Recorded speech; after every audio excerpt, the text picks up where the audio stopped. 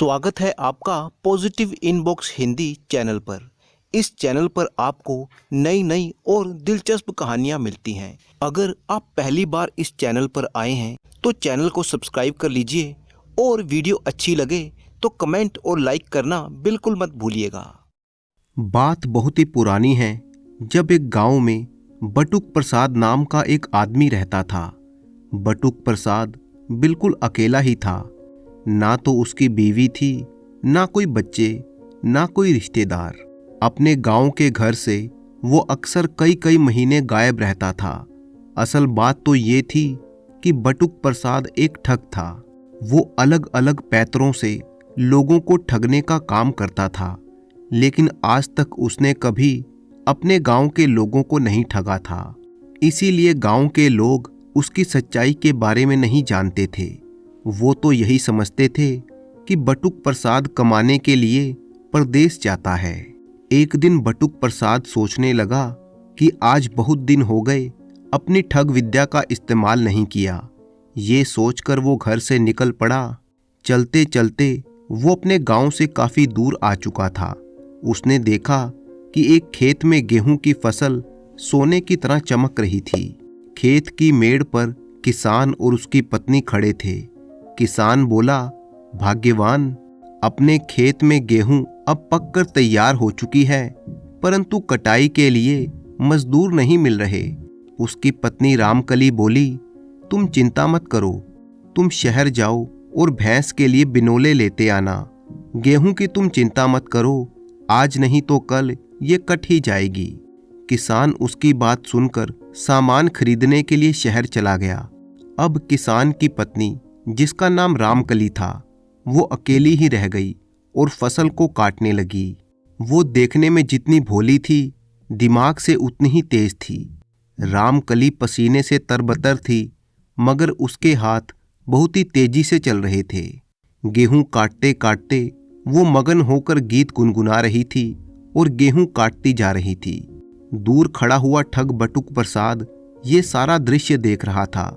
जब उसने देखा कि किसान तो चला गया है और उसकी पत्नी इस सुनसान खेत में अकेली काम कर रही है और उसके कानों में कम से कम 3-3 तोले की सोने की बालियां चमक रही हैं, बटुक ने सोचा, आज तो किस्मत खुल गई। अकेली औरत है और आसपास कोई भी नहीं है। एक ही झपट्टा मारूंगा और रफू चक्कर हो जाऊंगा। बटुक दबे पांव पीछे से रेंगता हुआ रामकली के पास आया। रामकली का ध्यान फसल काटने में लगा हुआ था। जैसे ही बटुक उसके नजदीक पहुंचा, बटुक ने चीते की फुर्ती दिखाई और रामकली के बाएं कान पर झपटा मारा। उसने कान की बाली नोच ली और बिजली की रफ्तार से भागा। रामकली दर्द से चिल्लाई। उसका कान जख्मी हो गया था, लेकिन रामकली ने अपना आपा नहीं खोया। उसने एक ही पल में स्थिति को भांप लिया और सोचने लगी, अगर मैं चोर चोर चिल्लाऊंगी तो यहाँ पर मेरी सुनने वाला कौन है, और ये चोर भी भाग जाएगा, मेरी एक बाली भी चली जाएगी। इसे वापस बुलाने के लिए कोई तरकीब आजमानी होगी। भागते हुए ठग ने अभी 20-30 कदम ही दौड़ लगाई थी कि पीछे से रामकली की जोरदार और मीठी आवाज आई, अरे ओ देवर जी, रुक जाओ, ऐसे क्यों भागे जा रहे हो। ठग बटुक प्रसाद एक पल के लिए ठिठक गया।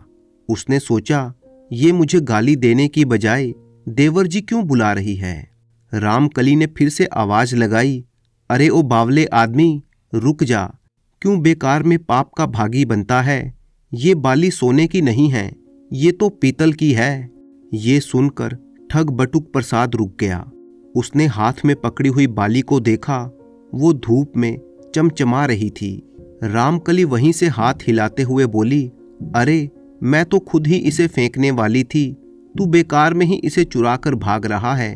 अगर तुझे पीतल ही चाहिए तो आ, ये दूसरी बाली भी लेता जा, कम से कम मेरा ये काम तो बच जाएगा। नहीं तो कोई तेरे जैसा दूसरा आएगा और ऐसे ही मेरे कान को जख्मी करके भाग जाएगा। ठग बटुक प्रसाद महालालची था। उसने सोचा, ये औरत तो बिल्कुल ही अनपढ़ और मूर्ख लगती है। इसे तो पता ही नहीं कि ये असली सोना है।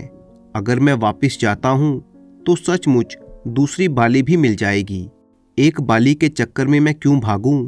दोनों मिल जाएं तो मेरे वारे न्यारे हो जाएंगे। और सबसे बड़ी बात तो ये है कि उसने मुझे देवर जी कहा है। इसका मतलब तो ये है कि वो मुझे अपना शुभचिंतक मानती है। वैसे भी आज तक मुझे किसी ने इतने प्यार से नहीं बुलाया। ठग बटुक प्रसाद के मन में लालच आ चुका था और अंदर ही अंदर देवर शब्द सुनकर वो खुशी के मारे झूम रहा था। बटुक प्रसाद चेहरे पर मासूमियत लेकर वापस लौट आया। उसने बाली रामकली की तरफ बढ़ाते हुए कहा, अरे भाभी, मैं तो मजाक कर रहा था। मैं कोई चोर थोड़े ही हूँ। मैं तो देख रहा था कि तुम मुझसे डरती हो या नहीं। ये लो अपनी बाली। रामकली ने मन ही मन में कहा, बकरा अब हलाल होने के लिए खुद ही आ गया है। रामकली ने भोलापन दिखाते हुए कहा, हाय राम, तुम मजाक कर रहे थे। मैं तो सचमुच डर गई थी। तुम तो मेरे सगे देवर जैसे लगते हो। भगवान तुम्हारा भला करे। ठग की नजरें अब दोनों बालियों पर थी, मगर रामकली के द्वारा उसे देवर कहे जाने के बाद वो अंदर ही अंदर रोमांचित हो रहा था। रामकली ने अपना असली खेल अब शुरू किया।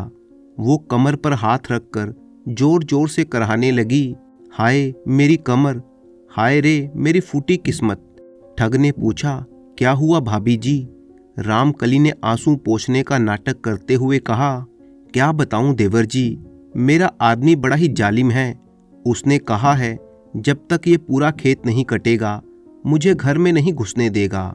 सुबह से भूखी प्यासी लगी हुई हूँ, कमर टूट चुकी है, परंतु तुम तो शहर के बाबू लगते हो, तुम जाओ यहाँ से। मैं तो अपनी किस्मत खुद ही रो लूंगी।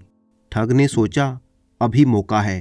अगर मैं इसका काम करवा दूं तो इसका भरोसा जीत लूंगा और ये खुश हो गई तो मुझे अपनी दोनों बालियां दे देगी, या फिर थक हार कर सो जाएगी तो मैं खुद ही दोनों बालियों को लेकर भाग जाऊंगा। इतना सोचकर ठग बोला, अरे भाभी, तुम चिंता काहे करती हो? मैं भला किस दिन काम आऊंगा? लाओ ये दराती मुझे दो, मैं अभी मिनटों में खेत को साफ कर देता हूँ। रामकली ने भोला सा मुंह बनाकर कहा, नारे ना देवर जी, तुम शहर के नाजुक आदमी हो, तुमसे ये किसानों वाला काम नहीं होगा, तुम्हारे हाथों में छाले पड़ जाएंगे। अब तो ठग को अपनी मर्दानगी पर चोट लगती हुई दिखी तो उसने छाती ठोक कर कहा, भाभी, तुम मुझे जानती नहीं हो। मैं एक बार में 10 आदमियों का काम कर सकता हूँ। तुम तो बस पेड़ की छांव में बैठो और आदेश करो। रामकली ने धीरे से दराती ठग के हाथ में थमा दी और कहने लगी, जुग जुग जियो देवर जी, भगवान ने तुम्हें मेरी सहायता के लिए ही भेजा है। अगर आज तुमने खेत कटवा दिया तो कसम भगवान की, मैं तुम्हें अपने हाथों से देसी घी का हलवा खिलाऊंगी और हाँ, पीतल की बालियां भी तुम्हें दे दूंगी। दोनों बालियां और देसी घी के हलवे के बारे में सुनकर ठग तो खुशी से झूम उठा। उसने दराती पकड़ी और गेहूं काटने में जुट गया। अब दोपहर का समय हो चुका था, धूप भी बहुत तेज थी। ठग ने जोश में आकर गेहूं की कटाई शुरू कर दी। रामकली खेत के किनारे पेड़ के नीचे मजे से खटिया पर लेट गई। उसने ठग को आवाज दी, शाबाश देवर जी, क्या बात है, तुम तो बहुत तेजी से काम कर रहे हो। लगता है बचपन से ही तुमने दूध घी खाया है। ठग तो पसीने में नहा गया था, उसकी कमर दुखने लगी थी, लेकिन रामकली की तारीफ सुनकर वो और तेजी से हाथ चलाने लगा। आधे घंटे के बाद ठग रुका और हाँफने लगा। उसने सोचा, चलो थोड़ा सुस्ता लेता हूँ, कि तभी रामकली बोली, अरे देवर जी, रुक क्यों गए? बस थोड़ा सा ही बचा है। देखो सूरज भी ढलने वाला है, जल्दी करो, फिर घर चलकर तुम्हें हलवा भी तो खिलाना है। ठग ने फिर से दराती उठाई। उसके हाथों में छाले पड़ चुके थे, कमीज पसीने से चिपक गई थी। रामकली बीच बीच में उसे उकसाती रही, वाह देवर जी, मेरे आदमी से तो तुम लाख गुना अच्छे हो। वो तो एक क्यारी काट कर ही हाँफने लगता है, मगर तुम तो शेर हो शेर। ठग मन में बुदबुदाया, शेर तो हूँ, पर अब तो गधे की तरह काम कर रहा हूँ। खैर, बस 2 ही घंटे की बात है और फिर ये बालियां मेरी होंगी और मैं पेट भर हलवा खाऊंगा। शाम का समय हो चुका था। ठग ने अकेले ही अपने दम पर पूरा खेत काट दिया था। वो बुरी तरह से थक चुका था, टांगे कांप रही थी। वो लड़खड़ाता हुआ नीम के पेड़ के पास आया और धड़ाम से जमीन पर गिर पड़ा। ठग बोला, भाभी, खेत तो कट गया, अब हलवा खिला दो, अब तो मुझसे हिला भी नहीं जा रहा। रामकली ने तसल्ली से अपनी चुनरी ठीक की और खड़ी हो गई। उसने खेत की तरफ देखा, काम चकाचक पूरा हो चुका था। मजदूर बुलाती तो काफी पैसे लग जाते और खाना अलग से देना पड़ता। यहाँ तो मुफ्त में ही सारा काम हो गया। रामकली के चेहरे का भाव बदला। अब वो एक भोली औरत नहीं थी, बल्कि एक कड़क रामकली थी। वो कहने लगी, अरे देवर जी, तुम तो सच में बहुत ही मेहनती हो, पर एक गड़बड़ हो गई। ठग ने घबराकर पूछा, क्या गड़बड़ हो गई भाभी जी? रामकली ने दूर शहर वाले रास्ते की तरफ, जहां पर धूल उड़ती हुई दिखाई दे रही थी, इशारा करके कहा, वो देखो, मेरा घर वाला आ रहा है। उसके हाथ में जो लठ है वो तो तुम देख ही रहे हो। वो क्या है कि वो उसका पुश्तैनी लठ है। उसे शक की बीमारी है। अगर उसने देख लिया कि एक पराया आदमी उसकी पत्नी के पास बैठा है तो पहले तो वो लठ बजाएगा और फिर बात करेगा। पिछले हफ्ते ही उसने एक को इतना मारा कि वो अभी तक अपनी चारपाई पर ही पड़ा है। ये सुनकर ठग की तो हवा निकल गई। वो घबराकर बोला, क्या? लेकिन भाभी, मैंने तो तुम्हारी सहायता की है। रामकली बोली, अरे ये बात वो नहीं सुनेगा। वो तो तुम्हें मुंह ही नहीं खोलने देगा और कुछ और ही सोचेगा। इसलिए तुम्हारे भले के लिए कहती हूँ, देवर जी, यहाँ से भाग लो, वरना आज हड्डियाँ नहीं बचेंगी।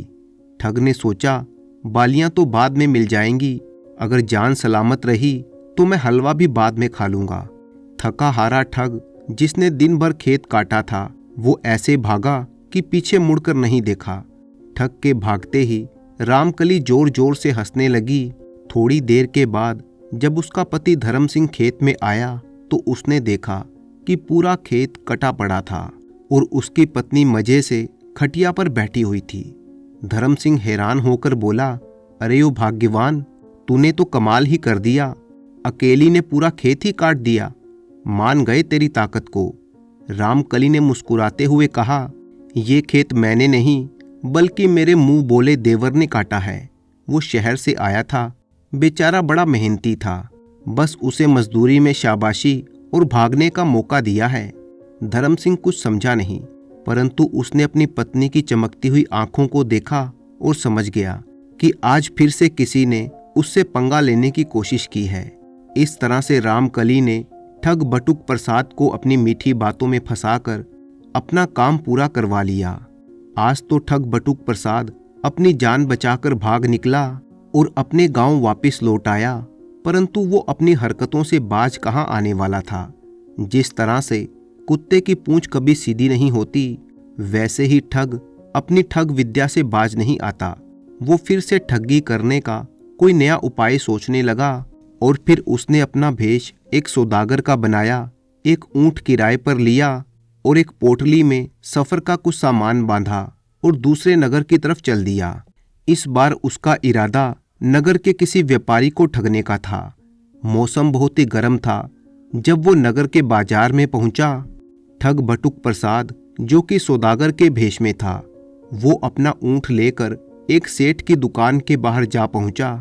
ये सेठ जमुना लाल की दुकान थी, जो कि नगर का एक बहुत ही बड़ा व्यापारी माना जाता था। ऊंट से उतरकर ठग सौदागर सेठ के पास पहुंचा। ठग ने इतने कीमती कपड़े पहने हुए थे कि सेठ को लगा कि ये कोई बहुत ही अमीर आदमी है। सेठ ने कहा, कहिए साहब, मैं आपकी क्या सेवा कर सकता हूँ?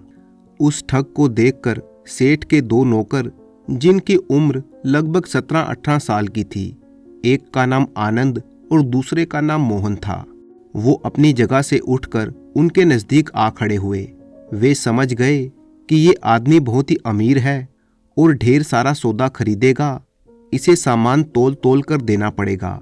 उस ठग बटुक प्रसाद ने एक मनगढ़ंत कहानी बनाते हुए कहा, मेरा नाम गोहर सौदागर है, मैं सुल्तानपुर का रहने वाला हूँ और वहीं पर मेरी दुकान भी है। इस बार सुल्तानपुर में बारिश काफ़ी कम हुई थी, जिसकी वजह से वहाँ पर ज़्यादा फसल पैदा नहीं हो सकी। यही वजह है कि मुझे इतनी दूर आपके पास आना पड़ा। मुझे किसी ने बताया था कि आप एक ईमानदार व्यापारी हैं, आपका सामान बहुत ही अच्छा होता है और साथ ही आपके दाम भी बहुत कम होते हैं। मुझे तो बहुत ही ज़्यादा मात्रा में अनाज, दालें और गुड़ चाहिए। ये सब कुछ मिल सकता है क्या? अपनी तारीफ सुनकर सेठ बहुत ही खुश हुआ और सेठ ने उस सौदागर से कहा कि ईश्वर की कृपा से मेरे पास हर तरह का सामान मौजूद है। आप बताइए कि आपको क्या क्या चाहिए। ठग सौदागर ने कहा, मैं अपने साथ ऊँट लेकर आया हूँ, बस आप समझ जाइए कि मुझे कितना सामान चाहिए होगा। उसकी बात सुनकर सेठ जमुना लाल हैरान रह गया। उसने आगे झुककर दुकान से बाहर झांका। बाहर तो सचमुच एक ऊँट खड़ा था। सेठ ने कहा, आप मुझे बताइए कि आपको क्या क्या सौदा चाहिए, मैं आपका सामान निकलवा कर ऊँट पर लदवा देता हूँ। सौदागर ने सामान बताना शुरू किया। सेठ उन चीज़ों को एक कागज पर लिखने लगा। आनंद और मोहन ने बड़ी ही फुर्ती से सारा सामान निकालकर दुकान के बाहर रख दिया और फिर सौदागर के ऊँट पर लाद दिया। इस दौरान सेठ हिसाब बनाने में व्यस्त हो गया कि कौन कौन से सामान की क्या क्या कीमत है। सारे सामान की कीमत 500 स्वर्ण मुद्राएं बन गई। गोहर सौदागर ने, जो कि एक ठग था, उसने 100 मुद्राओं की 5 थैलियां निकाली और सेठ के हवाले कर दी। सेठ ने एक थैली ली, उसे तख्त पर ढेर कर दिया और फिर मोहन को पास बिठाकर उन्हें गिनने के लिए कह दिया। खुद सेठ ने दूसरी थैली खोली और उसमें रखी हुई स्वर्ण मुद्राओं की गिनती करने लगा कि तभी मोहन जो स्वर्ण मुद्राएं गिन रहा था, मोहन का हाथ उन स्वर्ण मुद्राओं के ढेर से टकरा गया और कुछ स्वर्ण मुद्राएं जमीन पर गिर गई। ये सब कुछ बहुत ही अचानक हुआ। अपनी इस हरकत पर मोहन बहुत ही शर्मिंदा था। आनंद, जो कि उसके नजदीक ही खड़ा हुआ देख रहा था, उसने जल्दी जल्दी से स्वर्ण मुद्राएं जमीन से उठानी शुरू कर दी और उन्हें उठाकर तख्त पर वापस रखने लगा। तभी अचानक एक बात देखकर सेठ सख्ते में आ गया। उसे अपनी आंखों पर विश्वास नहीं हो रहा था। उसने देखा कि जब आनंद उन स्वर्ण मुद्राओं को जमीन से उठा रहा था, तब उसने सबसे आंख बचाकर एक स्वर्ण मुद्रा अपनी जेब में रख ली थी। आनंद इस बात से बेखबर था कि सेठ उसे देख रहा है। सेठ जमुना लाल आनंद पर बड़ा ही विश्वास करता था और उसे एक बहुत ही अच्छा लड़का समझता था, लेकिन आनंद की इस हरकत ने सेठ के विश्वास को ठेस पहुंचाई थी। परंतु सेठ ने आनंद से इस बारे में एक शब्द भी नहीं कहा। वो ऐसा नाटक करने लगा जैसे उसे कुछ पता ही ना हो। सेठ ने सोच लिया था कि जब सौदागर यहाँ से चला जाएगा तब आनंद से इस बारे में पूछताछ करेगा। उसने फैसला कर लिया था कि चोरी करने के कारण वो आनंद को नौकरी से निकाल देगा। थोड़ी देर के बाद जब उन्होंने 5 थैलियों की स्वर्ण मुद्राओं की गिनती कर ली, सेठ ने देखा कि आनंद दुकान में मौजूद नहीं था। सेठ के दिमाग में आया कि शायद आनंद उस एक स्वर्ण मुद्रा को छुपाने के लिए कहीं चला गया है। एक बार फिर से सेठ के मन में आनंद के प्रति गुस्सा आ रहा था।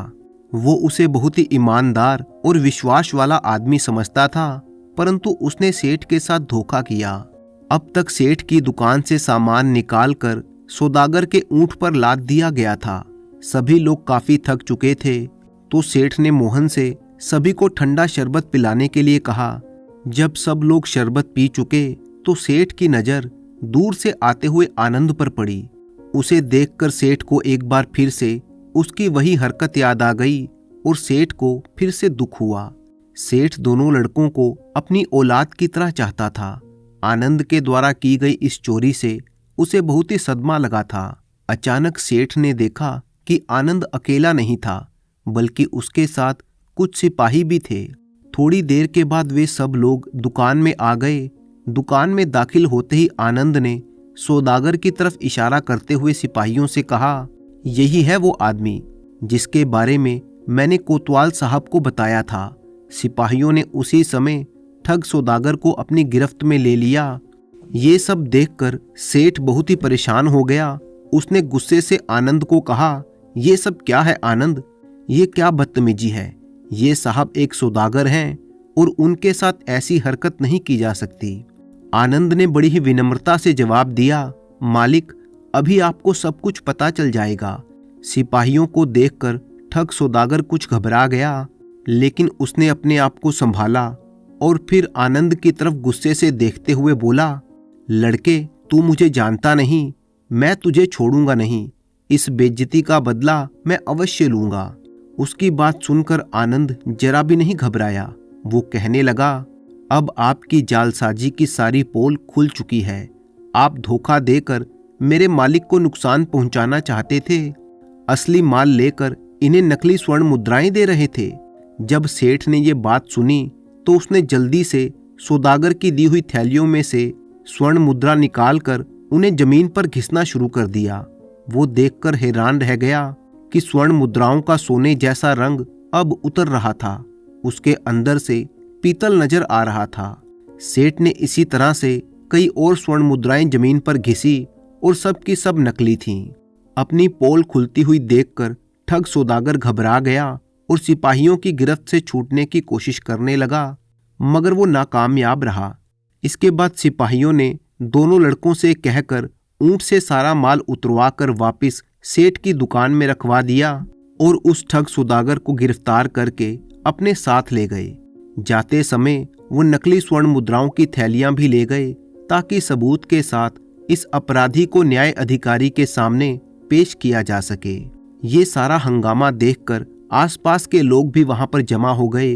वे कई तरह के सवाल कर रहे थे। सेठ ने उन्हें सारी घटना विस्तार से बताई। अब सेठ बहुत ही संतुष्ट था कि उसे एक बड़ा धोखा होने से बच गया। जब लोगों की भीड़ कुछ कम हुई तो उसने बड़े ही प्यार से आनंद को अपने पास बुलाया और कहने लगा, आनंद बेटा, जब तुमने एक सोने की मुद्रा छुपाकर अपनी जेब में रखी थी तब मैंने तुम्हें देख लिया था। मुझे तुम्हारी उस चोरी पर बहुत ही गुस्सा आ रहा था। ये तो मुझे अब पता चला कि तुम चोर नहीं थे। तुमने जो कुछ भी किया मेरे फायदे के लिए किया। आनंद ने खुश होकर कहा कि ईश्वर का धन्यवाद है जो मेरी बेगुनाही साबित हो गई। और फिर उसने सारी बात बताते हुए कहा, सेठ जी, जब मोहन का हाथ लगने से स्वर्ण मुद्राएं जमीन पर गिरी थीं, तब ठन करके आवाज हुई थी। मुझे अच्छी तरह से पता है कि तांबे और पीतल के सिक्कों के गिरने पर ऐसी आवाज आती है, परंतु जब सोने की मुद्रा जमीन पर गिरती है तो उसकी आवाज दूसरी होती है। यूं लगता है जैसे किसी ने कोई पत्थर ठक करके फर्श पर गिरा दिया हो। सोने की अशर्फी गिरने पर जो आवाज आती है उसमें खनक नहीं होती, जैसा कि पीतल और तांबे के सिक्कों के गिरने से आती है। मैंने स्वर्ण मुद्राओं के नीचे गिरने की आवाज सुनी तो मुझे शक हुआ और मैंने सबकी आंख बचाकर एक स्वर्ण मुद्रा अपनी जेब में रखी और बाहर चला गया। एक कोने में बैठकर मैं उस स्वर्ण मुद्रा को जमीन में घिसने लगा तो उसमें से पीतल दिखाई देने लगा, जबकि असली स्वर्ण मुद्रा शुद्ध सोने की होती है। उसका पीलापन कभी खत्म नहीं होता। तब मुझे समझ में आ गया कि ये आदमी कोई धोखेबाज है और आपको ठगने के इरादे से यहाँ पर आया है। ये देखकर मैं भागा भागा कोतवाल साहब के पास पहुंचा, उन्हें सारी बात बताई। उन्होंने बड़े ही गौर से मेरी बात को सुना और सारी बात सुनने के बाद मुझे शाबाशी दी और फिर उन्होंने अपने सिपाही मेरे साथ भेज दिए। सेठ ने आनंद से कहा, आनंद, मैं तुम्हारा बहुत ही आभारी हूँ कि तुम्हारी अक्लमंदी की वजह से मैं एक बहुत बड़े नुकसान से बच गया। वो चालाक सौदागर अगर अपने मकसद में कामयाब हो जाता तो मुझे इस नुकसान से कोई नहीं बचा सकता था। मोहन उनके पास ही खड़ा हुआ ये सारी बातें सुन रहा था। वो हैरान भी था और खुश भी। खुशी उसे इस बात की थी कि उसका दोस्त कितना अक्लमंद है। सेठ ने खुश होकर दोनों लड़कों को एक एक स्वर्ण मुद्रा दी और कहा, इससे तुम अपने लिए कपड़े खरीदना और मेला लगने वाला है, मेले में घूमने जाना। बाकी के पैसे तुम अपनी माँ को दे देना। अगले दिन की बात है। सेठ की दुकान पर शहर का कोतवाल आया और आते ही बड़े प्यार से आनंद से कहने लगा, बेटा, तुमने बहुत ही बड़ा कारनामा किया है। उस ठग को मैंने न्याय अधिकारी की अदालत में पेश किया है। न्याय अधिकारी ने इस सिलसिले में तुम दोनों को अपने सामने पेश होने के लिए कहा है। वो इस पूरी घटना की जानकारी चाहते हैं। न्याय अधिकारी का नाम सुनकर पहले तो आनंद घबरा गया, मगर सेठ ने उसे दिलासा देते हुए कहा, तुम घबराओ मत, मैं भी तुम्हारे साथ ही चलूंगा। सेठ ने अपनी दुकान बंद की और दोनों लड़कों को लेकर कोतवाल के साथ न्याय अधिकारी के पास जा पहुंचा। वो धोखेबाज ठग सौदागर भी वहीं पर सिर झुकाए खड़ा था। थोड़ी ही देर में उनके मामले की सुनवाई शुरू हुई। पहले सेठ ने सारी घटना बताई, उसके बाद आनंद ने अपनी बात कही। आनंद की बात सुनकर वहां मौजूद सभी लोग आनंद की तारीफ करने लगे। धोखेबाज ठग बटुक प्रसाद का अपराध अब साबित हो चुका था, इसलिए उसे 5 साल की सजा दे दी गई। इसके बाद न्याय अधिकारी ने आनंद से कहा, बेटा, मैं तुम्हारी समझदारी से बहुत ही खुश हूं। अगर तुम्हें अच्छी शिक्षा दी गई होती तो तुम और भी अच्छे इंसान बनते। मैंने पता करवा लिया है कि तुम एक गरीब परिवार से हो, जिसकी वजह से तुम अपनी शिक्षा पूरी नहीं कर पाए। मैंने फैसला किया है कि सरकारी खजाने में से तुम्हें हर महीने कुछ राशि दी जाएगी, जो कि तुम्हारी शिक्षा के काम आएगी। मैं तुम्हारे सेठ को भी ये आदेश देता हूँ कि वो तुम्हारी अच्छी शिक्षा का इंतजाम करे और खाली समय में तुम उसकी दुकान पर काम कर सकते हो, जिसके लिए वो तुम्हें तनख्वाह भी देगा। न्याय अधिकारी की बात सुनकर आनंद को जरा भी खुशी नहीं हुई और न्याय अधिकारी इस बात को भांप गया। उसने आनंद से पूछा, बेटा, तुम्हें खुशी नहीं हुई? आनंद बोला, मैं खुश तो हूं, लेकिन ज्यादा नहीं। न्याय अधिकारी ने पूछा, इसकी क्या वजह है? आनंद ने जवाब दिया, इनाम का हकदार तो मेरा दोस्त मोहन भी है। अगर उसका हाथ लगने की वजह से स्वर्ण मुद्राएं नीचे ना गिरती तो मुझे स्वर्ण मुद्राओं की आवाज भी सुनाई नहीं देती और मुझे पता नहीं चलता कि वो असली हैं या नकली। देखा जाए तो असल कारनामा तो मोहन ने ही किया है। उसी की वजह से उस धोखेबाज सौदागर की चालाकी का पर्दाफाश हुआ। आनंद की बात सुनकर वहां मौजूद सभी लोग अपने दोस्त के लिए उसका प्यार देखकर बहुत ही खुश हुए। न्याय अधिकारी ने मुस्कुराकर कहा, शाबाश बेटा, तुमने बहुत ही अच्छी बात कही है और अपने दोस्त को तुम नहीं भूले।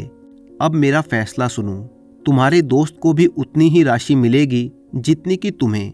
उसकी भी शिक्षा का इंतजाम किया जाएगा। इसके बाद न्याय अधिकारी वहां से चला गया। सब लोग अपने अपने घर चले गए।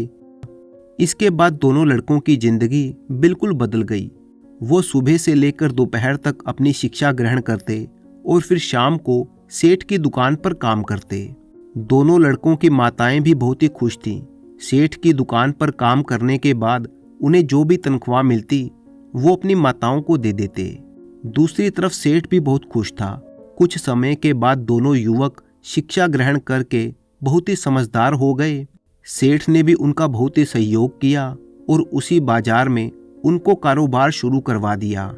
वे दोनों शिक्षित तो थे ही, इसलिए उनका कारोबार दिन दूना और रात चौगुना बढ़ने लगा और कुछ समय के बाद वे भी धनवान बन गए। दूसरी तरफ 5 साल कारागार में गुजारने के बाद भी बटुक प्रसाद ठग की मुसीबतें कम नहीं हुई थीं। कारागार की सजा पूरी करने के बाद उसकी सारी संपत्ति को जब्त कर लिया गया और उसे देश निकाला दे दिया गया और फिर वो दोबारा उस राज्य में कभी नजर नहीं आया। दोस्तों, मुझे पूरी उम्मीद है कि आपको ये कहानी पसंद आई होगी, तो वीडियो को लाइक कीजिए और साथ ही अपने अच्छे अच्छे कमेंट करना बिल्कुल मत भूलिएगा। कमेंट बॉक्स में अपना नाम और अपने शहर का नाम भी लिखें। तो मिलते हैं आपसे किसी अगली कहानी में। तब तक के लिए अपने दोस्त राणा मंजीत सिंह को अनुमति दीजिए।